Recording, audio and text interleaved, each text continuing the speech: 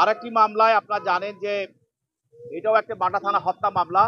এই মামলায় সহকারী পুলিশ কমিশনার গুলশান ডিভিশনের জনাব ইফতেখার মাহমুদ তাকে আজকে এই হত্যা মামলায় পুলিশ তদন্তকারী কর্মকর্তা আজকে আদালতে উপস্থাপিত করেন। আপনারা জানেন যে বাড্ডায় যে গত 19/7/24 তারিখে যে ছাত্র জনতার উপরে যে বিশেষ করে ওই এলাকাতে east West university, Northern university এবং ব্র্যাক ইউনিভার্সিটি, আইবি ইউনিভার্সিটির ছাত্ররা ছিল। ওইখানে আপনারা দেখবেন যে মিডিয়াতে দেখেছেন, পত্রিকায় দেখেছেন যে রাস্তার মধ্যে শোয়া অবস্থায় যে পুলিশ কর্মকর্তা ছাত্রদের উপরে গুলি করেছিল, সেই সেই লোকটি ছিল ইফতেখার মাহমুদ।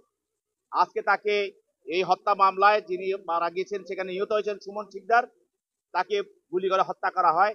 এই মামলায় তদন্তকারী কর্মকর্তা প্রাথমিকভাবে এই ইফতেখার মাহমুদের জড়িত থাকার বিষয়টি নিশ্চিত হওয়ার পর আরো জিজ্ঞাসাবাদ করার জন্য তার বিরুদ্ধে 10 দিনের রিমান্ড প্রার্থনা করেন।